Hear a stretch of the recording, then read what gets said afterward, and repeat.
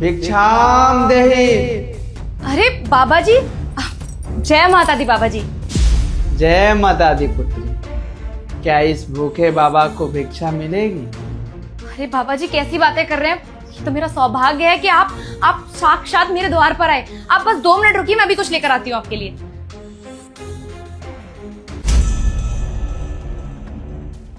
हनी सुनो यार, बहुत जोर की भूख लग रही है, कुछ खाने को बना दो।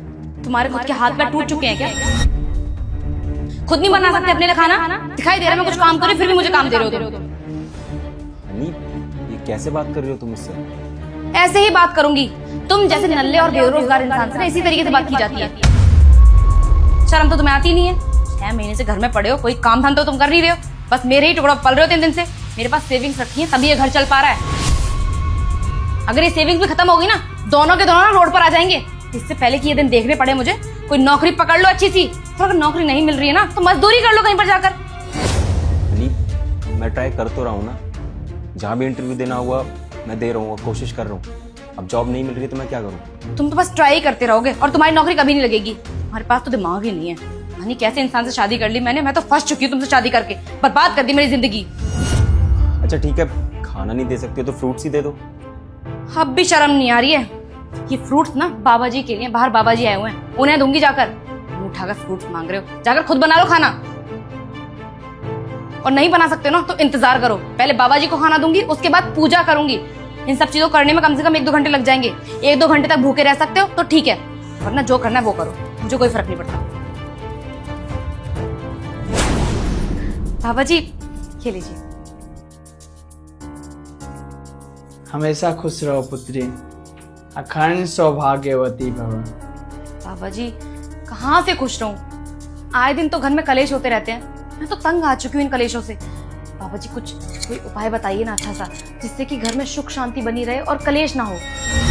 पुत्री, अगर आपको अपने घर में सुख समृद्धि लानी है, आपको अपने पति की इज्जत करनी पड़ेगी। आपको पता है, अभी आप भिक्षा लेने गई तो मुझे सब सुनाई दे रहा था। आप अपने पति से किस तरह से व्यवहार कर रही थी, उनका अपमान कर रही थी, निरादर कर रही थी। ऐसे पुत्री आपके घर में तो सुख समृद्धि नहीं आएगी। वो कहते हैं ना कि जिस घर में पति की आवाज़ से पत्नी की आवाज़ ऊंची हो, उस घर में सुख का संभावना नहीं है। और पुत्री तुम तो वही कर रही हो। अब सोचो, तुम चाहती हो विष्णु जैसा तुम्हारा पति प्यार करे तुमसे, पर लक्ष्मी जैसा सेवा तो नहीं कर पा रही हो। खुद को बदल लो पुत्री, उसके बाद सब कुछ ठीक हो जाएगा। पुत्री सच कहे तो लक्ष्मी का वास उस घर में ही होता है जिस घर में सच में पति की इज्जत या बड़ों की इज्जत की जाए। समझ रही हो मैं क्या समझाना चाहता हूँ? जानती हो पुत्री, लक्ष्मी की वास तभी होता है जब इंसान अच्छा सोचे, लोगों की कदर करे। तुम उस मार्ग से भटक गई हो पुत्री। इंसान की खुशियाँ उसके हाथों में होती हैं, तुम्हारे घर की खुशियाँ तुम्हारे हाथों में है। अब तुम जैसा इसे रखना चाहोगे तो रखो। अब जो तुम मुझसे शिकायत कर रही हो कि मेरे घर में खुशियाँ नहीं है, शांति नहीं है, सब कुछ तुम्हारे मर्जी से है, तुम्हारे किए कारनामों से है। पुत्री मैं तुम्हारे लिए अनजान हूँ, एक फ़कीर सा बाबा हूँ। तुम्हें तो ये भी नहीं पता होगा कि ये फ़कीर बाबा ये भिक्षा लेने के बाद कहाँ जाएगा कहाँ नहीं। फिर भी तुम मुझसे बहुत प्यार से बात कर रही हो, आदर सम्मान दे रही हो। अगर यही सम्मान अपने पति को देती ना पुत्री, तो ये नौबत ही नहीं आती। तुम्हारे घर में सुख शांति पहले से ही होती, तुम्हें शिकायत करने का मौका ही नहीं मिलता। देखो पुत्री, एक बात बोलेंगे, पति ना परमेश्वर का रूप होता है। कदर कर लो, इज्जत कर लो। जिस दिन इज्जत करना सीख जाओगे ना पुत्री, तुम्हें शिकायत करने का मौका ही नहीं मिलेगा। तुम पूजो अपने पति को, तुम हर चीज का ध्यान रखो जो तुम्हारा पति तुमसे चाहता है। मुझे साफ साफ दिखाई दे रहा है पुत्री, तुम्हारा पति तुमसे बहुत ज्यादा प्रेम करता है। पर तुम ही उससे पीछा छुड़ाने की कोशिश करती हो, चिल्लाती हो, गुस्सा करती हो। इस गुस्से को शांत करो और शांत रहो, फिर सब कुछ ठीक हो जाएगा। तुम्हारे घर में लक्ष्मी की वास होगी, सरस्वती की भी। तुम्हारे घर में सुख भी आएगा और शांति भी, लेकिन सब तुम्हारे हाथों में। समझ रही हो ना? जी बाबा जी, आप जो कहना चाहते हैं वो मैं समझ चुकी हूँ। आपकी बात बिल्कुल ठीक है। ये घर में कलेश तो मेरी वजह से ही हो रहे हैं। अगर मैं ही अपने पति से अच्छे से बात करती, उन्हें वो सम्मान और प्यार देती जो वो डिजर्व करते हैं, तो आज शायद मेरे घर में सुख शांति होती। मुझसे बहुत बड़ी गलती हुई बाबा जी। मैंने अपने देवता जैसे पति के साथ अच्छा व्यवहार नहीं किया। आपको पता है, जब ये नौकरी करते थे उस समय इन्होंने मुझे किसी भी चीज़ की कमी नहीं होने दी। और आज जो मेरे पास पैसे हैं, जो भी मैंने बचा रखे हैं, वो सब तो इन्हीं के पैसे हैं। और मैं उन पैसों के घमंड में आके इनके साथ अच्छा व्यवहार नहीं कर रही थी। बाबा जी, मुझसे बहुत बड़ी गलती हो गई, मुझे माफ़ कर दीजिए।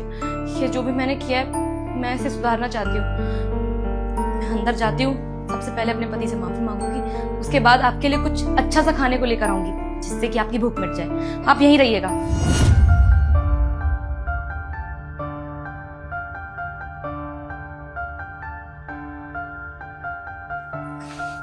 बाबा जी, अंदर आ जाइए। बाबा जी, बाबा जी कहाँ चले गए?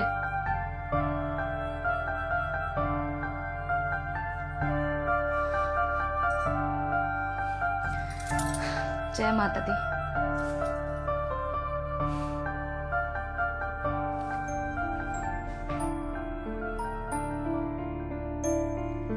सुनिए, आई एम रियली, मुझे प्लीज माफ कर दीजिए।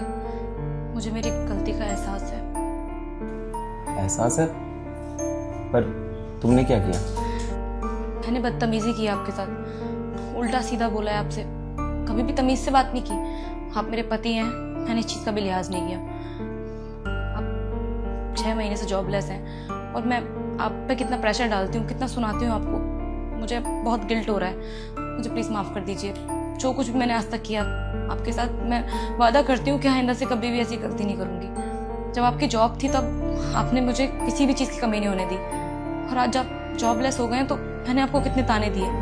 और ऐसा भी नहीं है कि आप ट्राई नहीं कर रहे हैं, आप ट्राई कर रहे हैं, फिर भी मैंने आपकी मजबूरी नहीं समझी और अच्छा बिहेव नहीं किया। बस इस चीज़ की माफ़ी मांगती हूँ आपसे, और वादा करती हूँ कि आज के बाद कभी भी ऐसा कुछ नहीं करूँगी मैं। बाकी आपको भूख लगी है ना, आप मुझे बताइए आप क्या खाएंगे। आपकी फेवरेट डिश बनाकर लाती हूँ मैं। लेकिन तुम्हें तो पूजा करनी है ना। पूजा तो बाद में होती रहेगी। अब आप मेरे पति हैं, पति परमेश्वर। अगर मेरे पति ही भूखे हैं तो ऐसे पूजा करने का क्या फ़ायदा। पहले अपने पति को भूख लगाऊंगी, उसके बाद भगवान जी को। तो आप बताइए आप क्या खाएंगे। मैं कुछ हेल्प करूँ?